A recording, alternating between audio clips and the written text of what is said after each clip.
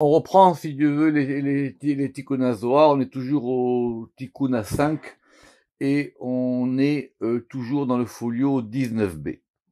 Alors, ce Tikkun, il est long, évidemment, parce qu'on va on va faire un grand voyage et on va maintenant partir dans une autre dimension. Mais n'oubliez pas qu'on perd jamais le fil du voyage. Le fil du voyage, c'est pour ça qu'il faut faire tous les textes depuis le début, c'était de comprendre ce bête, le point dans le bête de Bereshit, qu'on avait nommé comme étant ce point fermé. Vous vous rappelez qu'on avait dit que c'était Nekuda Bechale, qu'on a dit que c'était un point dans le palais, et que ce point était fermé et qui ressemblait au même. Et qu'on avait eu une première question au départ, la question de Elioanavi. Il a dit, mais comment que quelque chose qui est fermé, ça peut maintenant donner quelque chose d'ouvert, parce que le bête, il est ouvert. Toujours se rappeler qu'on perd jamais le fil. Donc, on avait vu la dernière fois comment on avait vu tout ça par rapport au point Yud. Et maintenant, on suit ce point. Alors, on va juste reprendre le paragraphe de la semaine dernière par lequel on s'est arrêté. Ve'ain nekuda, et ce point. Kad salka legabe aleph, lorsqu'il va s'élever vers le aleph, Deyu avira satim, qui est l'air fermé. Rappelez qu'il y avait avir et or. Ce point, il s'appelle kametz. Alors, évidemment, le Tikkun HaZohar, on peut passer du temps sur n'importe quel mot et tout ça. Ça veut dire quoi que ce point, il est Itkare Kametz? C'est-à-dire quoi qu'on l'appelle Kametz? Il se transforme en Kametz ou c'est un nom qu'on lui donne? Alors oui, on peut le voir maintenant comme étant un Kametz. Mais en lui, il est ni point ni lumière, ni rien du tout. Comme il dit le Harizal, il dit, c'est pas croire qu'en haut c'est comme ça ou c'est pas comme ça. En haut, il n'y a rien. Simplement ici, on va le voir de cette manière-là. Ça veut pas dire on va l'appeler. Je l'appelle quoi? Je peux l'appeler Kamet, mais je pourrais aussi l'appeler autre chose. Pourquoi? Parce qu'évidemment, ce point qui est fermé, c'est le Kametz. Parce que Kamet, ça veut dire quoi? Kamet, ça veut dire Kometz. Kometz et Satim. Et on a inversé là-dessus. Begin de Kamata Kohen Misham Melo Kumso. J'ai expliqué la dernière fois que c'était la juxtaposition de deux psukim dans les Lévitiques, dans Vaïkra. C'est quoi cette notion de Kametz? Kametz, c'est une main fermée. C'est une main, elle est fermée. Retenez bien cette histoire d'une main, parce qu'une main, elle a 5 doigts. On va y revenir. Le Matok Midvash, il rappelle qu'on avait déjà vu au début des Tikkuné HaZohar que Kametz, en Mispar Katan, c'était Yad. Le Mispar Katan, j'espère que tout le monde sait ce que c'est-à-dire c'est le petit compte, on réduit tout aux unités. Kametz, c'est Kouf, ça fait 1, ça fait 100, ça fait 1. Même, ça fait 40, ça fait 4. 1 et 1, 4, 5. Le Tsadé, c'est 90, ça fait 9. 9 et 5, 14. C'est Yad. Et même, pourquoi c'est lié au Kohen? Parce que le Kohen, il est Chorma. D'une manière. Le Kohen, il est le degré d'en haut. Donc, si on veut reprendre ce point, P-O-I-N-T, c'est considéré comme quelque chose qui est poigné. C'est une poignée. C'est une main qui est fermée. D'où la question tout de suite qui va arriver. Vei marshava setima. Et donc, ce point, il est donc cette pensée fermée. Il est le même setima. Il est donc le même fermé. Alors la question revient depuis le début, mais nous on veut pas qu'il soit fermé, on veut qu'il s'ouvre. La création c'est quelque chose de fermé qui s'ouvre. Alors sa clé, ou plutôt son ouverture, quelle est-elle? C'est mieux de dire son ouverture. Comment il s'ouvre? Comment est-ce que ça s'ouvre? Comment est-ce que ça s'ouvre à la fois dans le degré du fermé et dans la création? N'oubliez jamais qu'on est toujours par rapport au départ. Or, c'est quoi l'ouverture? L'ouverture, c'est patah. Et donc, la voyelle qui ouvre le kamet, c'est le patah. Et c'est pas pour rien que le patah, c'est le Eved du kametz. C'est clair ça. C'est le patach. Alors, évidemment, en plus, c'est très concret. Si vous prenez un kametz, vous voyez bien le point. Vous voyez bien que le point, il est fermé. C'est-à-dire, il y a comme un point et il y a une barre au-dessus. Et maintenant, quand j'ouvre, eh ben, cette barre qui était ce qu'on appelle le nitsus, l'étincelle qui était en bas, elle disparaît. Même maintenant, c'est complètement ouvert. C'est une ligne. Et c'est quoi cette ligne? Vedaï ou vav, veiu natui. C'est le vav et il est tendu. Keravnada. Keravnada, ici, il y a un schéma. C'est quoi? C'est très simple. C'est la barre oblique du Aleph. Donc maintenant, à partir de maintenant, on va se concentrer sur un Aleph. Et ça va durer quelque temps dans ce tikkuna. Donc dessiner un Aleph simplement. Le Aleph, on va le considérer comme étant un Yud en haut, un Vav oblique au milieu et un Yud en bas. Très simple. Vous allez voir tout ce qu'il y a dans cette lettre. Donc, lorsque c'est ouvert, c'est un Vav. Et c'est quoi le Vav? C'est cette notion qu'il est natouille. D'où ça veut dire natouille? On va y arriver doucement. De cette manière-là. Donc le Vav, le patach, il ouvre. Kad itparesh minekuda. Alors, lorsque ce Vav, il est séparé du point POINT. C'est-à-dire, lorsque maintenant le Vav, on a, rappelez-vous que mon kamatz, comment il est fait? Mon kamatz, il a un Vav et il a un Yud. Rappelez-vous. D'accord? Et d'ailleurs, ça s'appelle un Rakia et un Nitzut. Quand maintenant ce point, il s'en va. Iu Rakia Patiach. Et donc, ça s'appelle une étendue qui est ouverte. On a ouvert. Il est plus bloqué. Par ce point fermé. Veda Natu al Achaya. Et c'est ça qu'on a dit que c'était tendu sur les têtes des vivantes. Ou plutôt sur les têtes de la vivante.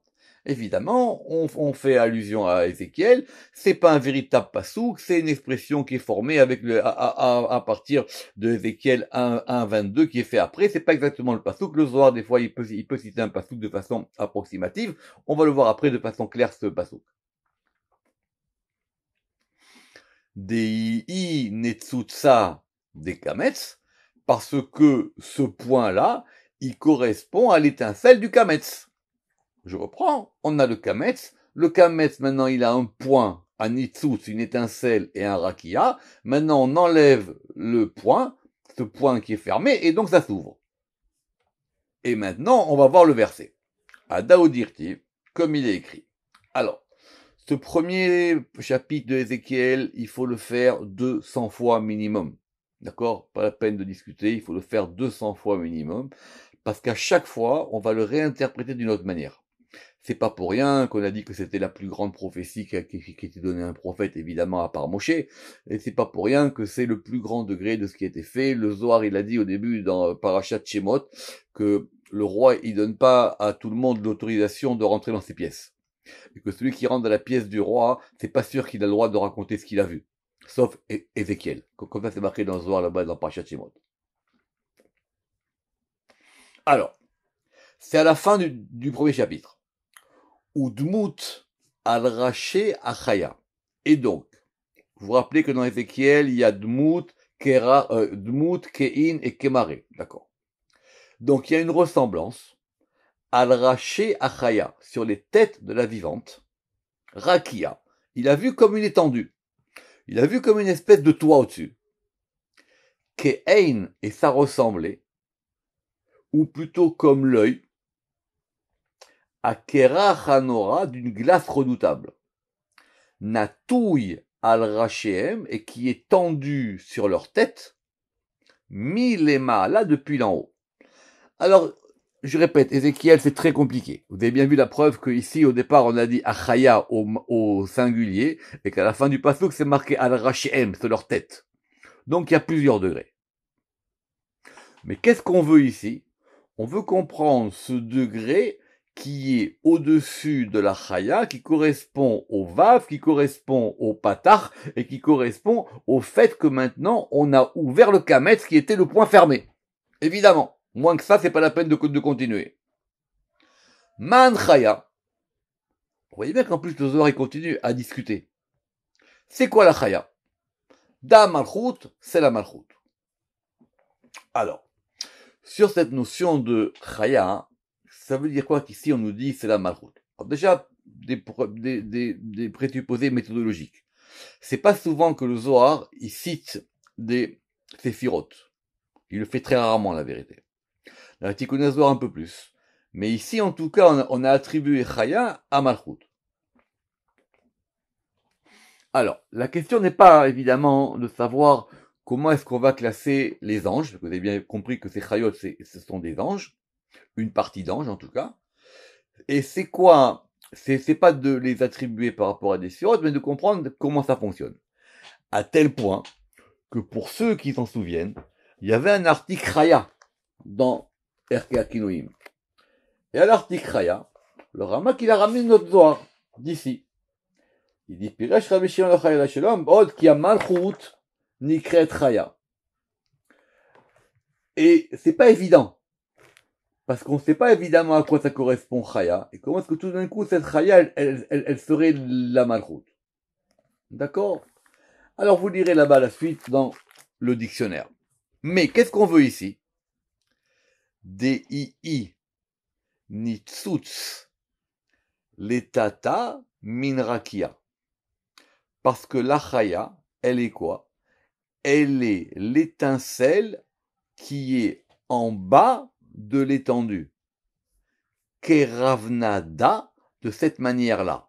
C'est-à-dire, ici, on prend notre aleph, on avait la barre oblique, on enlève le yud du haut et on met le yud du bas.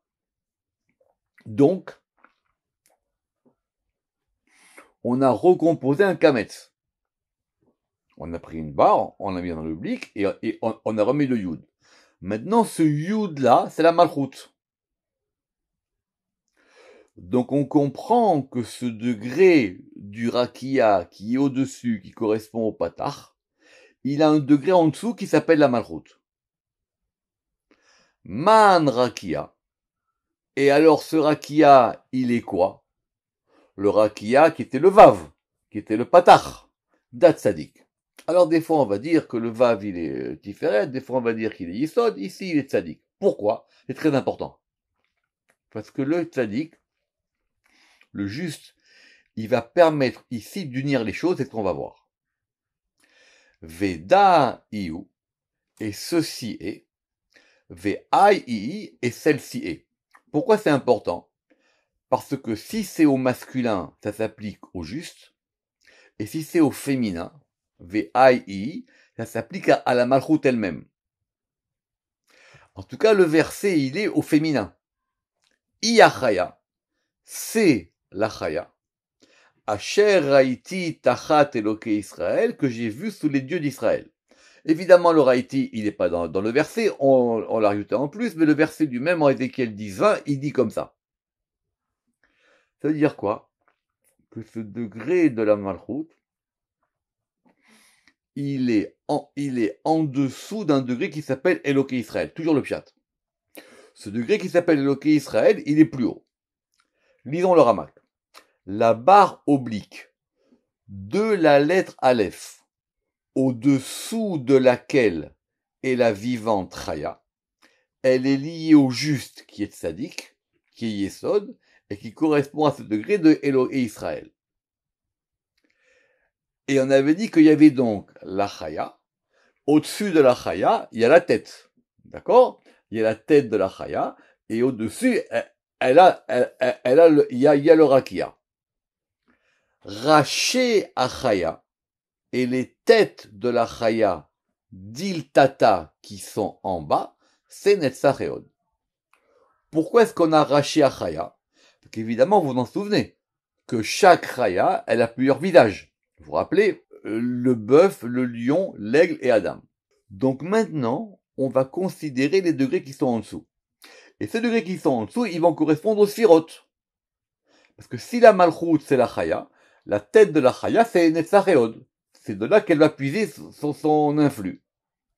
Vei Chaya ila, ve'it chaya ila, et il y a une chaya supérieure de cette manière-là. Alors, c'est très complexe parce qu'ici on va considérer qu'il y a plusieurs degrés de chayot. Et il va relire le chapitre 1 de Ézéchiel, comme s'il y avait finalement des chayot en bas et des chayot en haut. C'est ça qu'il a dit le Ramak dans le dictionnaire et qu'il a synthétisé. Et donc, s'il y a une chaya qui est au-dessus, elle va correspondre au point qui est au-dessus du Aleph. Pas au point qui est au-dessus du Vav dans le Aleph. Alors, pour sortir de cette contradiction-là, le Ramak, il a dit que ça dépendait de la phase de la chaya. Or, la phase de la chaya qui correspond au degré supérieur, évidemment que c'est Adam. On continue. Veda, Yod, Ila, et donc, on a toujours notre Aleph, donc on a la barre oblique du Aleph, et ce degré qui est au-dessus, ça correspond au Yod, qui est le Rakia, c'est-à-dire le Yod du Aleph. I Mahashava Ila, et c'est ça notre point supérieur. C'est ce qu'on appelle ici la pensée supérieure. Donc toute la création, elle est comprise dans un Aleph. C'est-à-dire, on reprend. Revisualisez votre Aleph en grand, le plus grand possible. Le point supérieur du Aleph, c'est un Yud. Ce Yud-là, c'est ce point de la pensée fermée. Il y a un Rakia, il y a une étendue, et en dessous, il y a un deuxième point.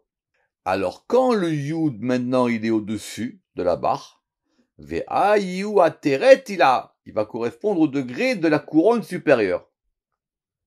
Keter beresha dechala, et qui est donc la couronne sur la tête de la kala. Alors, le Maktok Midvash, il dit qu'ici, on parle tout le temps de la malchoute. Simplement que pour pouvoir dire ça, il faudrait qu'il mette ici I à la place de Iou. Bon, bref, c'est pas pachout.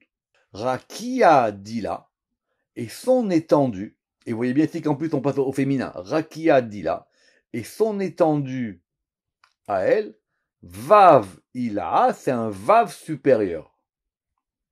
Des Aï Iou, et il est à Teret Tiferet, et il est la nymphe de Tiferet. Il y a une différence, vous vous rappelez, entre Keter et Atara. Reshin Dila, et ses têtes correspondent à Trin d'héroïne, correspondent à deux bras. Alors, il faut le relire plusieurs fois ce passage, parce que c'est très complexe. C'est-à-dire, il fait un voyage maintenant à l'intérieur du Aleph. On est rentré dans un Aleph. Et si vous rentrez dans le Aleph, maintenant vous allez le voir de plusieurs possibilités. Pourquoi est-ce qu'on nous dit ici qu'il y a un Vav supérieur? Si on dit qu'il y a un supérieur, il y a aussi un inférieur. Alors, première possibilité, ça serait de considérer que le Vav du milieu du Aleph, il se dédouble. On l'avait déjà vu et on pourra le revoir. Mais en tout cas, ça correspond à un degré qui est au-dessus de Tiferet. Et ces têtes de ça va correspondre à quoi? À Chesed et Gvura, qui sont les deux bras. Donc on a replacé les sphirotes dans le Aleph. On va replacer 10 sphirotes dans le Aleph. Ve'it, et il y a aussi une couronne, Atara, Beresh, Abba, Ve'ima, qui est la tête au-dessus, qui est sur la tête de Abba, Ve'ima, qui correspond donc à quoi? À Chochma et Bina. Et cette couronne, c'est quoi? Alors, cette Atara, là, maintenant, elle devient couronne, et elle s'appelle Keter Ila Avadai. C'est évidemment Keter supérieur. Et le Rama qui dit, c'est ici, évidemment, l'un des cas rares, où on voit que Atara, la note 91, et on voit que Atara et couronne sont maintenant dans le même degré. Ça revient au même degré. Rishin Dela Alela. Et ces têtes, les têtes de qui? De la vivante qui est la Malchut, Inun Abba Ve'ima, ce sont le père et la mère qui sont donc liés à Chochma et Bina. Alors, maintenant, on va rentrer à l'intérieur du Yud du Aleph. Yod Becholata. Alors là, le Matok Midvash, il a raison. Il voit bien qu'ici, on a dit elle. Alors, elle, ça pourrait vouloir dire effectivement la lettre Yod, mais ici, elle, c'est aussi la Malchut. Et donc, on va revoir d'une autre manière ce qu'on a vu dans le cours de la semaine dernière et de hier sur les points voyelles. La malchoute, c'est un point. Et ce point, évidemment, c'est un itus, c'est un yod. Et donc, la malchoute, à chacune de ces étapes, à chacune des transformations qu'elle peut avoir, à chaque fois, hein, c'est un yod. Mais ici, faisons un gros plan sur le yod. Kotsa dila le'ela, ve dila be'emsaïta, ve sofa dila letata. Alors c'est facile, vous prenez un yod, vous allez l'agrandir 200 fois, et vous allez voir qu'il y a une pointe en haut, il a un corps au milieu, et il a une pointe en bas. Vous voyez bien? Vous vous rappelez quand on a fait la lettre yod dans Sharaotiot. On considère que le yod, on l'agrandit, il a donc une pointe, kotz, une pointe, mais en hébreu même c'est une épine, il a une épine en haut, il a un corps, on va dire, épais au milieu, et il a une pointe en bas. L'épine en haut, elle est à droite, et l'épine en bas, elle est à gauche. De là, on a tiré que aussi de ce yod-là, Klala de Advan de Shmakadisha, qui correspondait à la totalité des lettres du nom explicité, parce qu'effectivement, dans ce yod aussi, on va pouvoir considérer qu'il y a tout. Évidemment, parce que yod, c'est 10. Alors, ce yod maintenant, on va essayer de rentrer à l'intérieur de ce yod, qui est le yod du Aleph, hein. Très bien. A priori, c'est le yod d'en haut. On verra après sur le yod d'en bas. Recha dila le'ela, la tête du yod, c'est-à-dire ce qui correspondrait à la pointe supérieure droite. Beraza d'Eta'amé, ça correspond au signe de cantillation. Le Matok Midrash, il dit simplement, pourquoi? Parce que c'est facile, parce que, en général, les signes de cantillation, ils sont placés au-dessus de la lettre. Mais bon, c'est pas toujours vrai. En tout cas, ce qui est vrai, ce que dit le Ramak, c'est que, en tout cas, les ta'amim, ils sont liés à Keter. Donc, ils sont en haut. Mais, et ça va vous paraître surprenant, Veredila Bemsaïta, et son corps au milieu, lui, il est dans le mystère Beraza de Advan. Il est dans le mystère des lettres. Alors on pourrait dire non, il y a d'abord les théramim en haut, après il y a les nekudot, comme on avait dit. On a dit les points voyelles, ils sont de Chorma, les théramim de Keter et les lettres de Bina. Ici c'est différent. Et c'est pour ça qu'on a besoin de la parenthèse ici qui dit Goufa de Tarvaïou. C'est un corps pour les deux. À savoir que les lettres, elles vont être un corps et pour les nekudot et pour les ta'amim. Et on comprend la suite, Vekotsa dila letata, et ça pointe en bas dans le mystère des nekudot, des points voyelles. Donc, on va voir maintenant une configuration où on a un degré intermédiaire qui est entouré de deux côtés. On reprend toujours. Donc, si vous voulez maintenant le yod, on l'a agrandi. Il pourrait même presque former un aleph, si vous voulez. Ce yod, on l'a agrandi. Et ce yod, on voit bien qu'il y a au milieu les lettres. Et d'un côté, les ta'amim au-dessus. Et en dessous, les points voyelles. Et il va être pris de ces côtés-là. Le Matok Midrash, il ramène au nom du Harizal que ça correspond aussi à Nefesh, Ruach et Neshama, mais encore, c'est un autre sujet. Ou les tata bini kude, I ai nekuda, ma'in nugbin, ou le'ela ma'in dechorin. Alors là, il faut vraiment qu'on s'arrête. Parce que non seulement on a fait un gros plan sur notre yod, mais maintenant on va considérer comment il va vivre. Il a une vie, ce yod. Et il faut qu'on s'attarde sur chaque mot de cette phrase-là. Sinon vous ne comprendrez pas la suite. ou les tata. Donc on a dit le yod. La pointe d'en haut, ce sont les te'amim.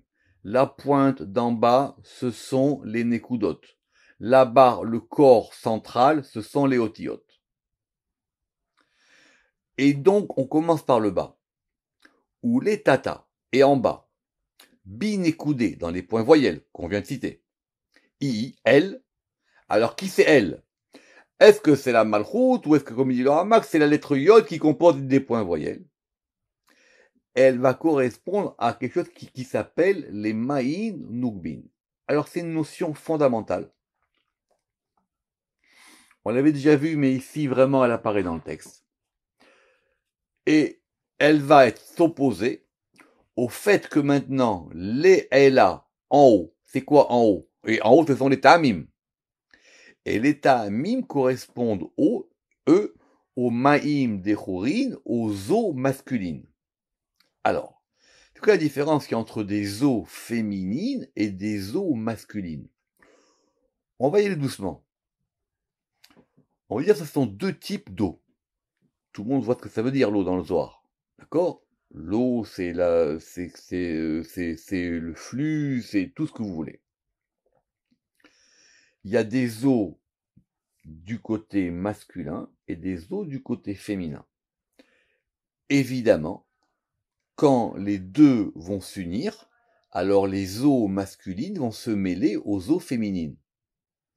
Et ça va faire un enfant. Ça fait quelque chose qui va donner une vitalité. Pour aller un degré plus loin, on va considérer que les eaux féminines, ce sont les eaux qui montent du bas vers le haut, sont des eaux qui montent, parce qu'elles veulent aller vers le haut, et les eaux masculines sont des eaux qui vont du haut vers le bas. C'est exactement une autre manière de dire la différence qu'on a vue la dernière fois entre Or Yachar et Or Choser.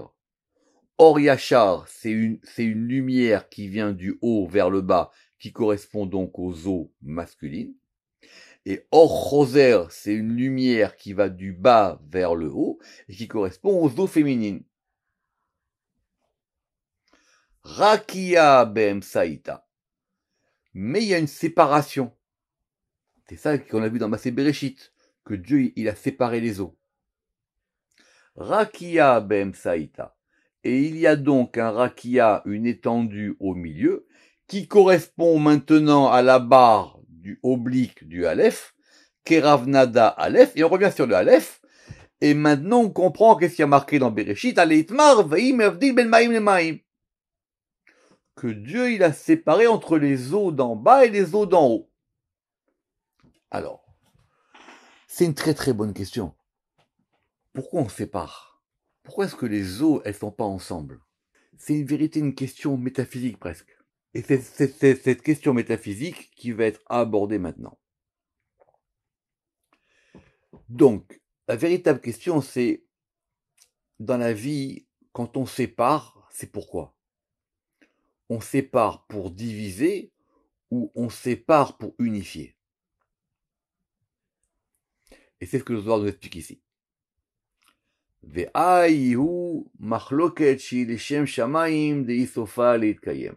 Alors, c'est une Mishnah dans Pirkei Avot que j'espère que tout le monde sait.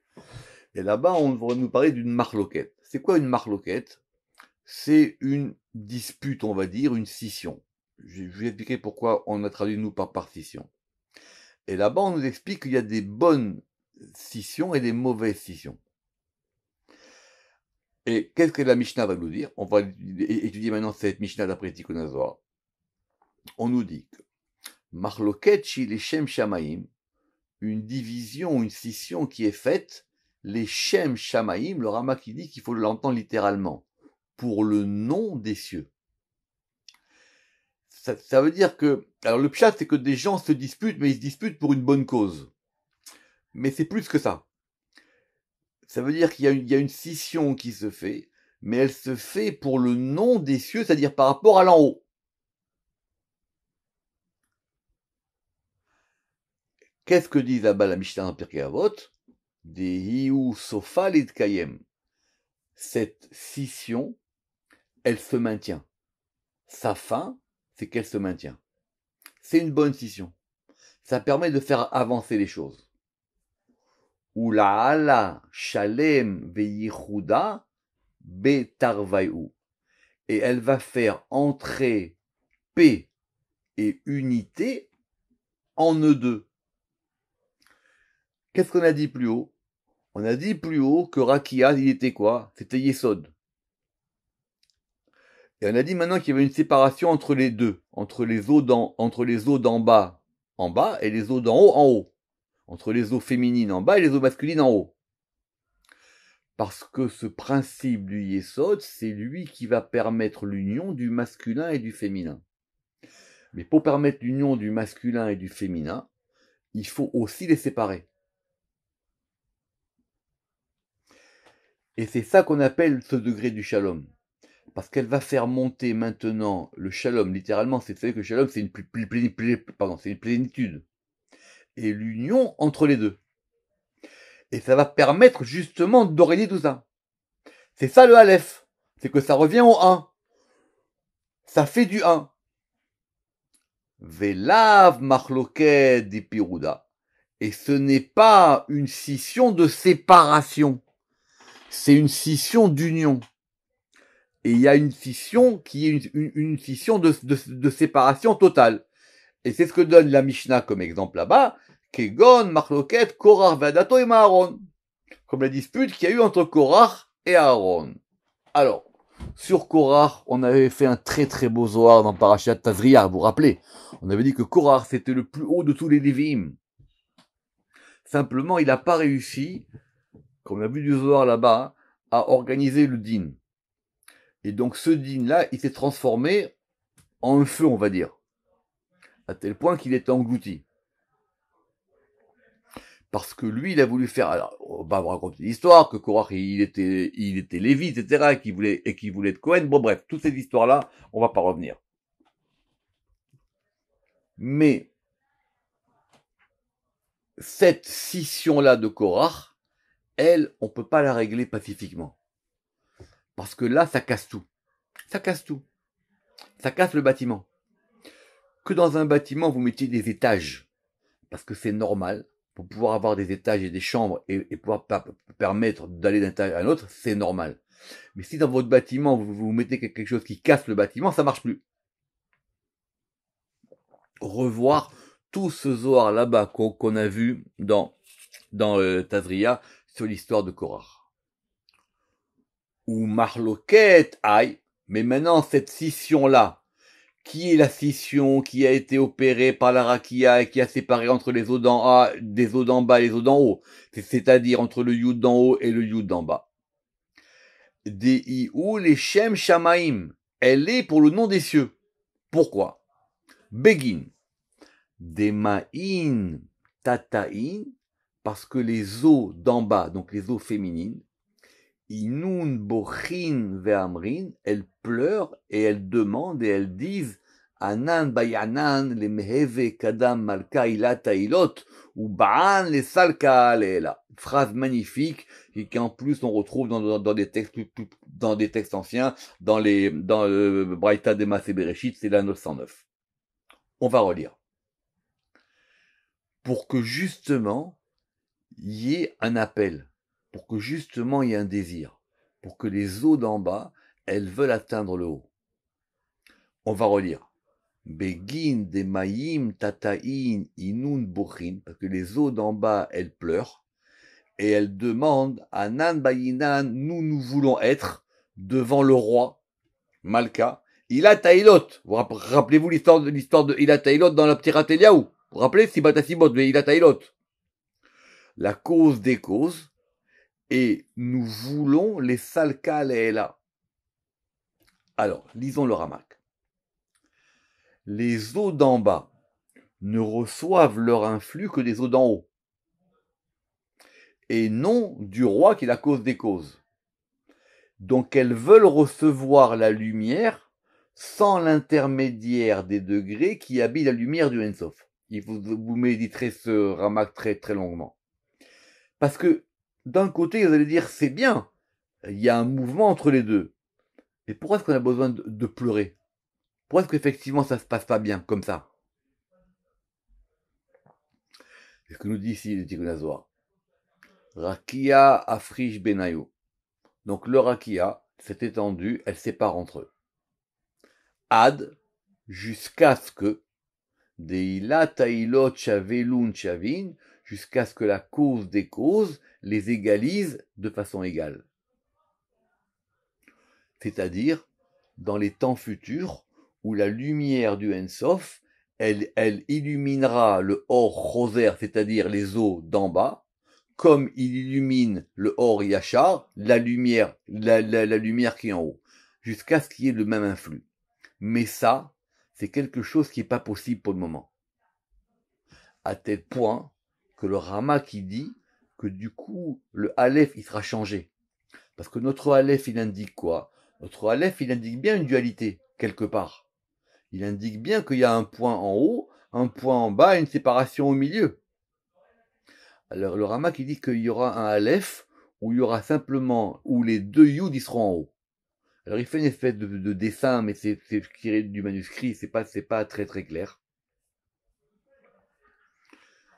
Et c'est ce qu'on verra, si Dieu veut, la prochaine fois. Baruch Adonai Le'olam, Amen ve Amen.